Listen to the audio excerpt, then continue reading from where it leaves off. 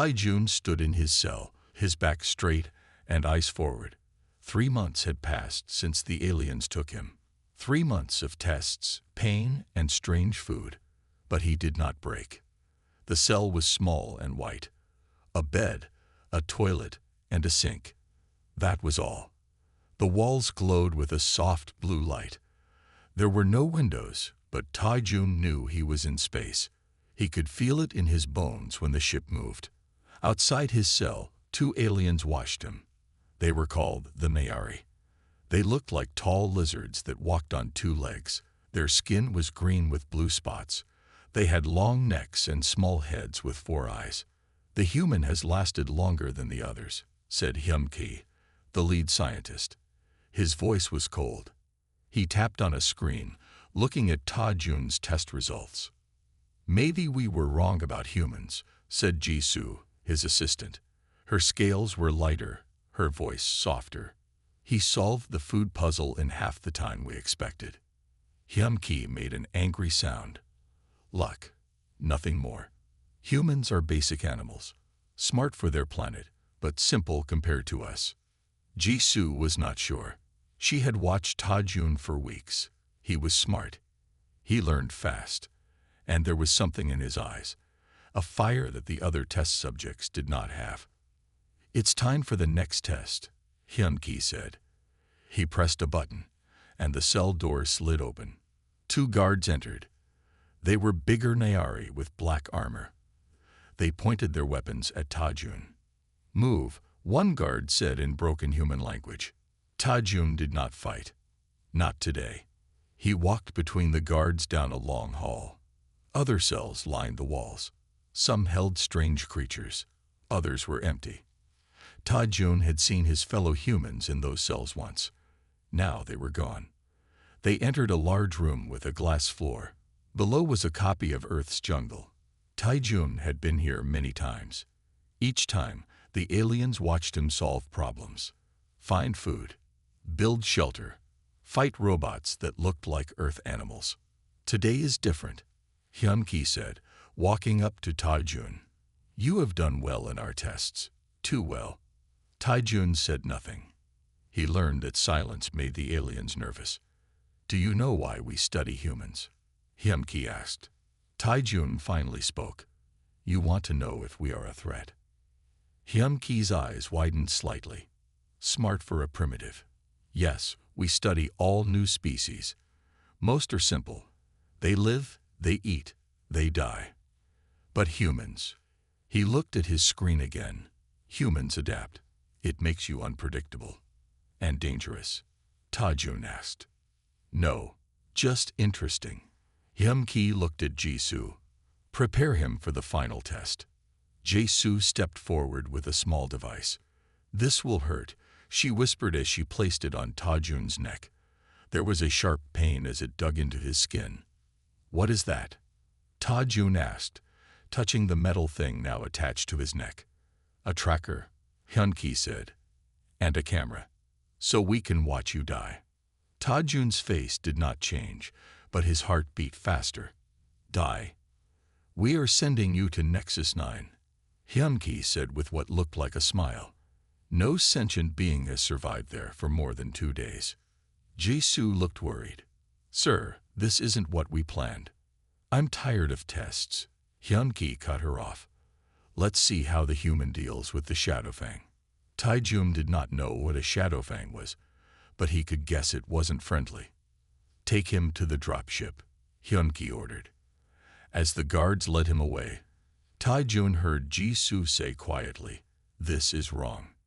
"It's science," Hyun-ki replied, "and it will finally prove humans are nothing special." But as Taijun walked to the ship that would take him to his supposed death, a small smile formed on his lips. The aliens had made a mistake. They thought they were sending him to die. They were actually setting him free. The dropship fell through the sky like a burning rock. Inside, Taijun held tight to his seat. The ship was small and had no pilot. The aliens had put him inside, closed the door, and sent him to die. With a loud crash, the ship hit the ground. The door opened with a hiss. Hot, Red air rushed in. Tai-Jun stepped out and looked around. Nexus 9 was not like Earth. The sky was dark red. 2 small suns hung low. Strange trees with blue leaves grew everywhere. The air smelled like metal and burned sugar. Tai-Jun checked what the aliens had given him: a knife, a water bottle, and a small box that showed which plants he could eat. Not much for surviving on a death planet. "Human, can you hear us?" A voice came from the tracker on his neck. "I hear you, Hyun-ki," Tai-Jun said. He knew the aliens were watching through the camera. "Good. We have bets on how long you will live." "I said 6 hours." Hyun-ki laughed. "The longest anyone has lived here is 2 days." Tai-Jun did not answer. He put the knife on his belt and started walking. High above the planet, the Nayari watched on a big screen. Most of the alien crew gathered to see the human's last hours. "Look how slow he moves," one said. "He will not last until dark." Jisoo watched quietly. She did not join the betting. Something told her this human was different. On the planet, Tai-Jun found a small stream. He tested the water with a leaf. It did not burn or bubble. He filled his bottle and drank. The water tasted strange but good. Next, he needed shelter. The dropship was broken, but he could use parts of it. He pulled metal sheets from the ship and found a place between 2 large rocks. There he built a small camp. "He's smarter than you said," one of the aliens told Hyun-ki. "Building the shelter will not save him from the Shadowfang," Hyun-ki said, but he looked worried. As one sun set, Tai-Jun gathered blue fruits from the trees. The box showed they were safe to eat. They tasted like sour apples. He ate quickly, knowing night would come soon. Jisoo watched the human with interest. Then she made a decision. While no one was looking, she sent a message to Tai-Jun's tracker. On the planet, Tai-Jun heard a small beep. Words appeared on his tracker screen. "The Shadowfang hunts by sound and heat. It comes out when both suns set. Find cold ground and stay quiet." Tai-Jun smiled. Someone was helping him. He quickly finished his shelter, adding more metal sheets for protection. Then he found a spot where the ground felt cool and covered himself with mud from the stream. "What is he doing?" Hyun-ki asked, watching the screen. "Why is he covering himself in dirt?" "Maybe it's a human ritual before death," another alien said. Jisoo said nothing, but she watched carefully. The second sun began to set. Darkness fell over the strange forest. In the alien ship, the crew leaned closer to the screen. This was when the Shadowfang always appeared. "Listen," one of them said. Through the camera, they heard a deep growl that shook the ground. Trees bent as something large moved through the forest. The sound grew louder as it came closer to Tai-Jun's shelter. "Now we will see if humans die as bravely as they live," Hyun-ki said with a cold smile. The growling stopped. On the screen, they saw a massive shadow pass over Tai-Jun's shelter. It sniffed the air. 2 large, glowing eyes appeared in the darkness. The creature was huge, with teeth longer than Tai-Jun's arm. The Shadowfang circled the shelter, looking for prey. It stepped closer. Tai-Jun did not move. He barely breathed. The beast sniffed again, then let out a frustrated roar. It could not find what it had sensed earlier. After a long minute, it turned and walked away. In the ship, the aliens stared in silence. "Impossible," Hyun-ki whispered. Jisoo smiled to herself. "Day 1, she said quietly. "The human survives." Morning came to Nexus 9. Tai-Jun was still alive. He crawled out from his shelter and brushed off the dried mud. His first night on the death planet was over, but he knew harder days were ahead. On the alien ship, Hyun-ki was not happy. "The human got lucky," he told the other Nayari. "The Shadowfang will find him tonight." Jisoo looked at the screens showing Tai-Jun. He didn't get lucky. He was smart. He hid his heat and stayed quiet. Hyun-ki glared at her. "Watch him today. I have other work." He left the room quickly. On the planet, Taijun worked to make his shelter stronger. He found sharp rocks to use as tools. He cut branches from the blue trees and wove them together with vines. As he worked, he thought about the Shadowfang. It was big, bigger than any animal he had seen on Earth. But all animals had patterns. All animals had weaknesses. He needed to learn more about it. When the first sun was high, Taijun went hunting. He found small, six-legged animals that looked like rabbits. He caught one with a trap made of vines. "Smart human," said one of the aliens watching from the ship. Taijun cooked the meat over a small fire. As he ate, he planned. Tonight, he would not hide. Tonight, he would watch the beast. When evening came, Taijun climbed a tall tree near his camp. He tied himself to the trunk so he wouldn't fall. From here, he could see all around. He waited as the sun set. On the ship, the aliens watched with excitement. "He's out in the open," one said. "The Shadowfang will see him for sure." Jisoo sent another secret message. "Be careful. The beast can climb." Taijun read the message and nodded. He climbed higher in the tree. Darkness fell. The forest went quiet. Then came the growl, low and deep. The Shadowfang was hunting again. Taijun saw it move through the trees. It was twice his size, black as night, with patches that changed color to match its surroundings. Its eyes glowed green in the dark. Long teeth shined white when it opened its mouth. The beast walked on 4 legs but sometimes stood on 2. It had a long tail with spikes. Its skin looked hard, like armor. This was why others had died. How could anyone fight such a creature? The Shadowfang smelled the air and turned toward Taijun's tree. It had found him. In the ship, the aliens leaned forward. "Now we will see it kill," one said. The beast growled and jumped at the tree. Its claws dug into the bark. It began to climb. Taijun did not panic. He watched how the beast moved. He noticed something strange. It made clicking sounds as it climbed. The clicks had a pattern. Quickly, Taijun broke a small branch and hit it against the tree trunk, copying the clicks. The Shadowfang stopped climbing. It tilted its head, listening. Taijun clicked again, making the same pattern. The beast made a different sound, like a question. Taijun copied this new sound as best he could. The aliens on the ship were confused. "What is happening?" one asked. "Why doesn't it attack?" For a long moment, the Shadowfang and Taijun looked at each other. Then the beast made a low rumble and climbed down the tree. It walked a short distance away and sat, watching. "It thinks they're talking," Jisoo said with wonder.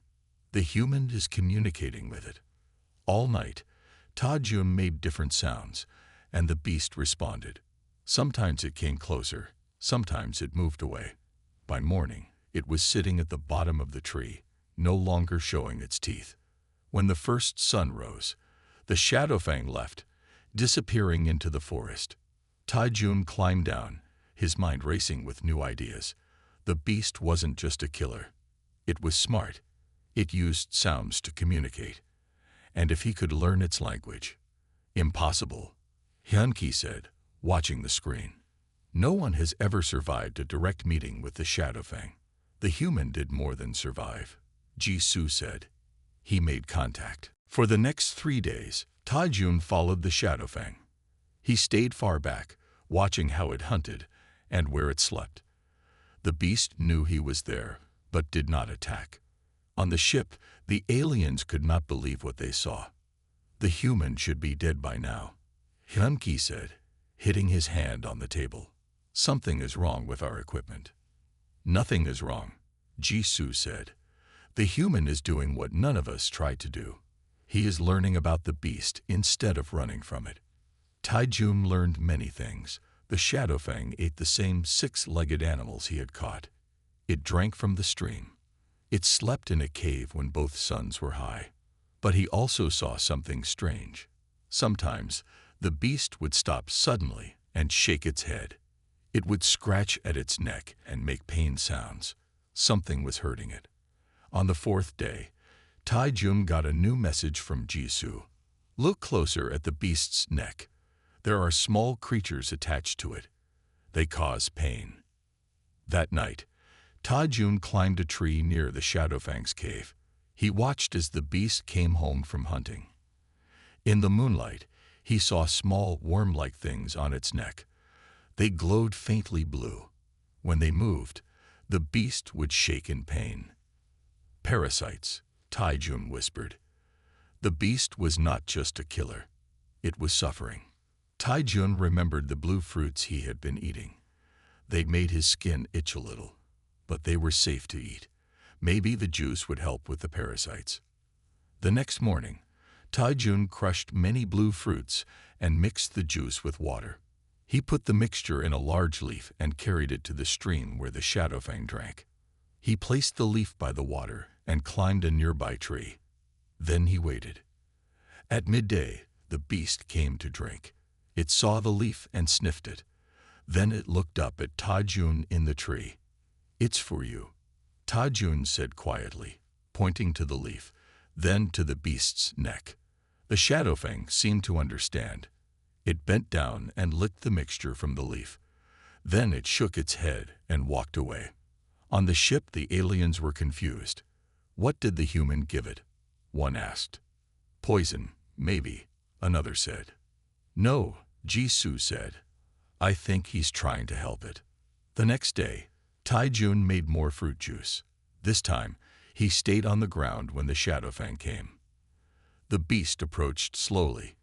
It was huge up close, with muscles that moved under its armored skin. Ta-Jun held out the leaf. The Shadowfang sniffed it, then bent down to drink. As it did, Ta-Jun slowly reached toward its neck. "He's going to touch it." An alien gasped, watching the screen. "It will kill him for sure." But the beast stayed still as Ta-Jun's hand touched its neck. Very carefully, he picked off one of the glowing parasites. The Shadowfang growled softly, but did not move. Ta-Jun dropped the parasite on a rock and crushed it. The beast watched with its green eyes. Then Ta-Jun reached up and removed another parasite. For an hour, Ta-Jun worked, taking off parasites one by one. The beast stayed perfectly still. When he finished, the Shadowfang shook itself. It seemed to stand taller, as if a great weight was gone. Then it did something amazing. It bent its front legs and lowered its head to the ground in front of Ta-Jun, like a bow. On the ship, the aliens were silent with shock. "This can't be real," Hyun-Ki finally said. "The equipment must be broken." Jisoo shook her head. "It's real. The human helped the beast, and now it respects him." "Impossible," Hyun-Ki shouted. "Humans are not that smart. The Shadowfang is not that smart." But on the planet, Ta-Jun reached out and touched the beast's head. The Shadowfang made a soft, rumbling sound, almost like a purr. "We were both sent here to die," Ta-Jun said to it. "But we're going to live instead." A week had passed since Ta-Jun landed on Nexus 9. Each day, the bond between him and the Shadowfang grew stronger. "I need to call you something," Ta-Jun said as they sat together by the stream. "I'll call you Da. It means greatness in my language." Day made a soft clicking sound, as if he liked the name. Ta-Jun had built a better shelter, big enough for both of them. At night, Dai would sleep at the entrance, keeping watch. During the day, they hunted together. On the ship, the aliens watched with amazement and confusion. "Look how they work together," Jisoo said. "The human throws rocks to scare the prey, and the Shadowfang catches it." "This has gone too far," Hyun-Ki said. His scales had turned a dark green color, showing his anger. "The test is over. We should bring the human back." "Why?" asked another scientist named Do-One. "This is the most amazing thing we have ever seen. No one has ever tamed a Shadowfang." "He hasn't tamed it," Hyun-Ki snapped. "Humans are not that smart. There must be another explanation." Jisoo looked at him carefully. "You're afraid, aren't you? Afraid that humans might be more than we thought." Hyun-Ki did not answer. He stormed out of the room. On the planet, Ta-Jun and Dai shared their food. Tai-Jun would cook his portion over a fire, and Dad would eat his raw. They had created a simple language of clicks and hand signals to communicate. One day, Ta-Jun's tracker beeped with a new message. Be careful. Hyum-Ki wants to end the experiment. He might try to hurt you both. Tai-Jun showed the message to Da. The beast couldn't read, but he seemed to understand Ta-Jun's concern. That night, as they sat by the fire, Tai-Jun heard a strange sound in the sky.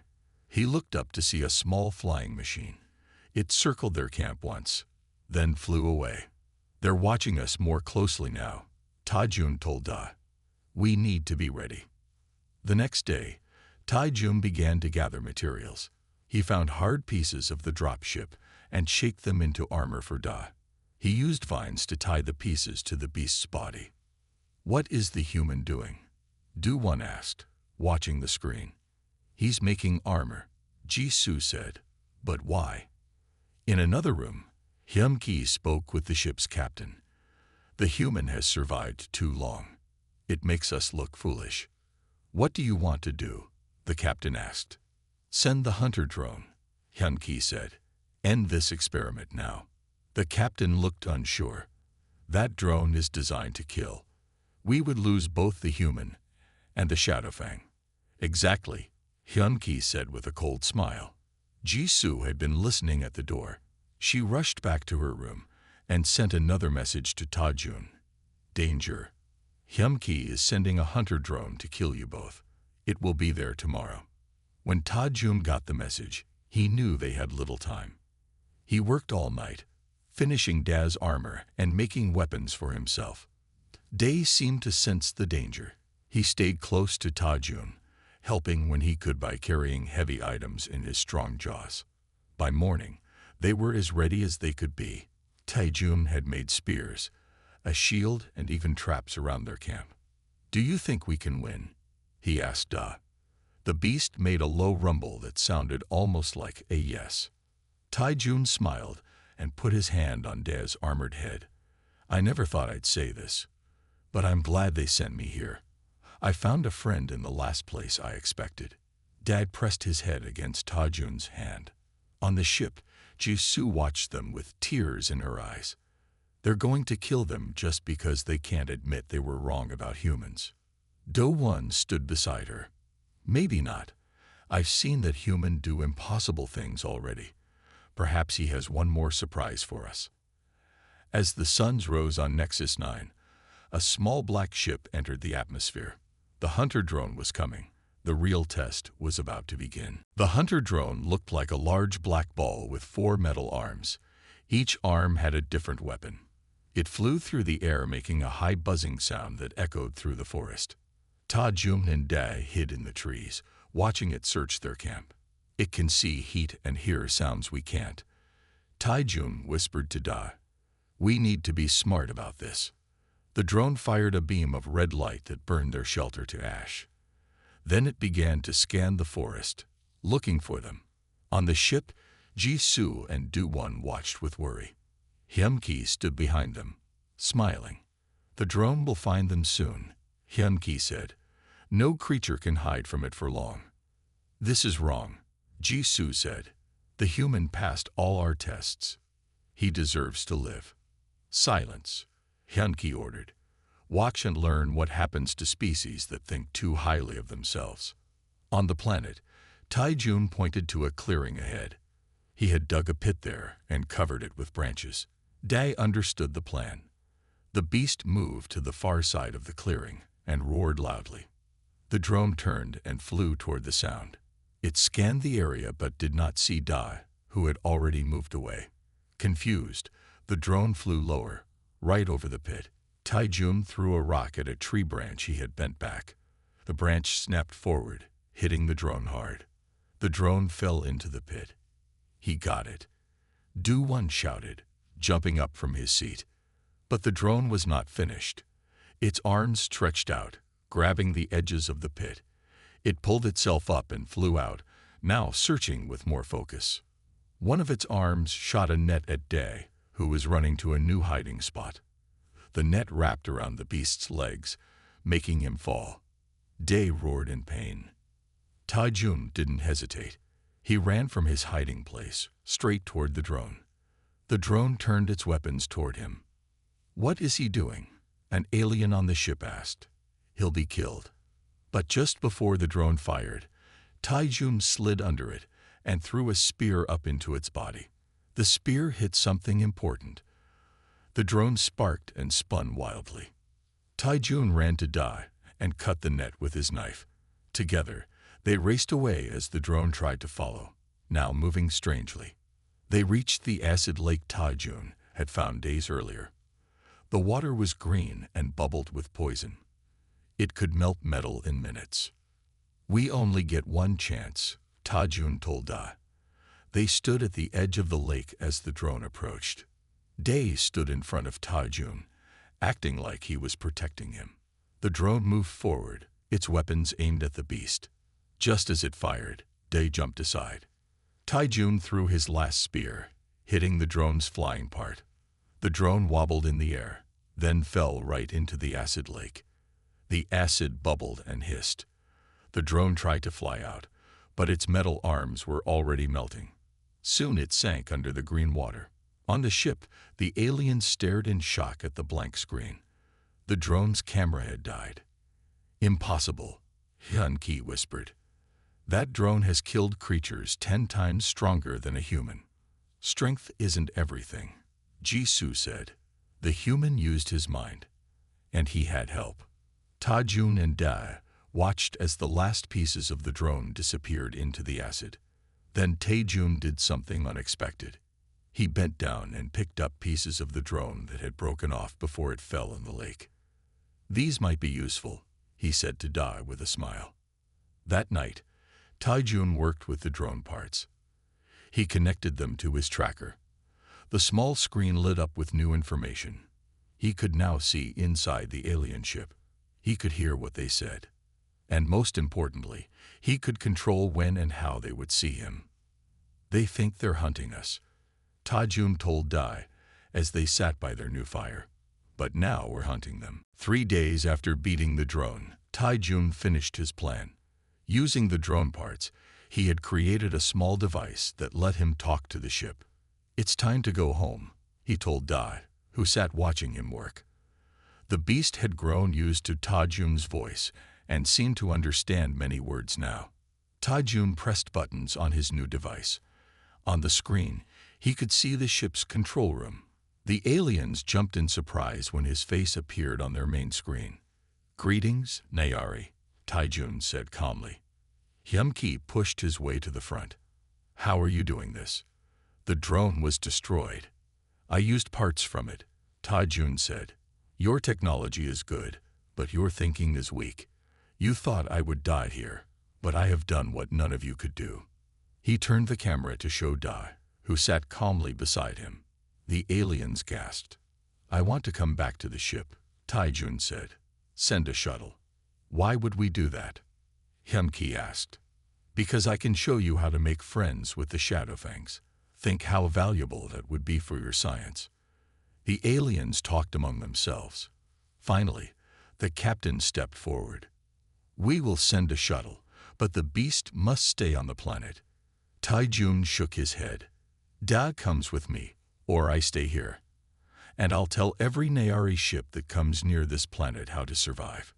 Your death planet won't be so scary anymore." More argument followed. Tai-Jun waited patiently. He knew they would agree in the end. They were too curious to say no. "Fine," the captain finally said. "We will send a shuttle for both of you. It will arrive tomorrow." Tai-Jun turned off the device and smiled at Da. "It worked. Now we just need to get ready for the trip." That night, Tai-Jun put the finishing touches on Da's armor. He had added pieces from the drone to make it stronger. He also made a special control panel that would fit on Da's back, allowing Tai-Jun to use the drone's weapons if needed. "They won't hurt us again," he promised Da. The next morning, they watched as a small ship landed in a clearing. The door opened, and a nervous Nayari pilot stepped out. He froze when he saw Da. "We're ready to go," Tai-Jun said, walking forward with Dai at his side. The pilot backed up. "The beast is too big for the shuttle." "He'll fit," Ta-Jun said. "Move aside." The pilot looked like he wanted to argue but was too afraid of Dai. He stepped back into the shuttle. Ta-Jun and Dai entered the small ship. It was tight, but Dai curled up in the back, taking up as little space as possible. The pilot kept looking over his shoulder, his scales pale with fear. As they lifted off, Ta-Jun patted Dai's head. "You're going to see the stars," he told his friend. The flight to the main ship was short.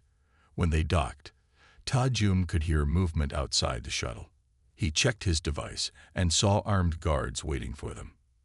"Hyun-Ki is planning something," he told Dai quietly. "Stay close to me." The shuttle door opened. Ta-Jun stepped out first.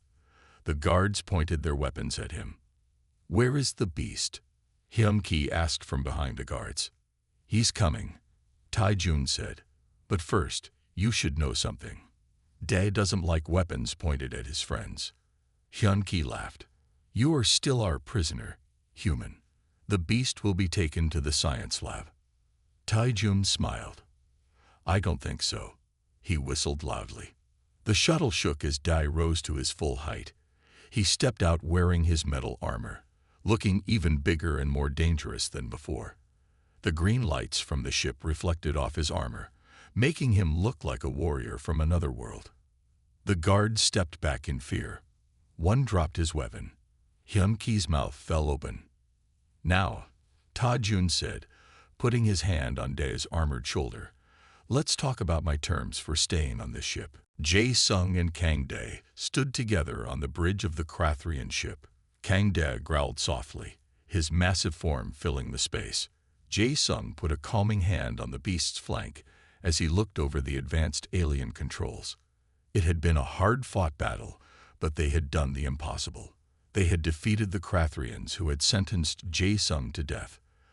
The aliens lay unconscious and restrained in the holding cells. Now, Jae-Sung had a message to send. He activated the communications array, setting it to broadcast to the Krathrian homeworld. He took a deep breath as the signal connected. It was time for the Krathrians to learn the consequences of their cruelty. "Attention, Krathrian High Council," Jae-Sung began, his voice steady and strong.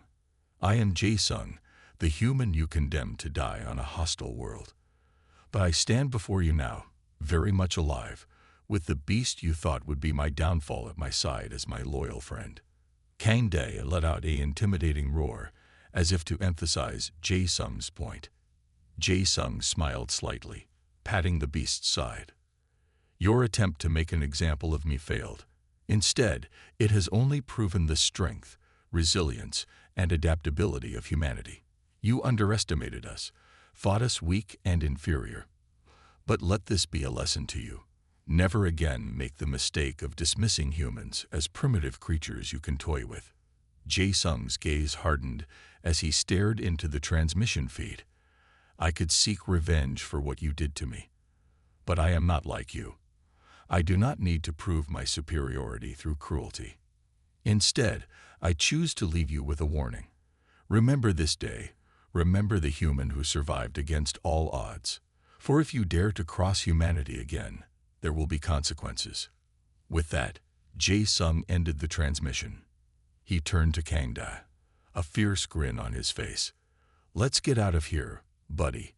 We have the whole universe to explore." Kang Dae rumbled his agreement. Side by side, the human and beast made their way to the ship's controls. Jae-Sung's hands flew over the console, inputting coordinates for a distant star system. It was time for a new adventure, far away from the Krathrians and their schemes.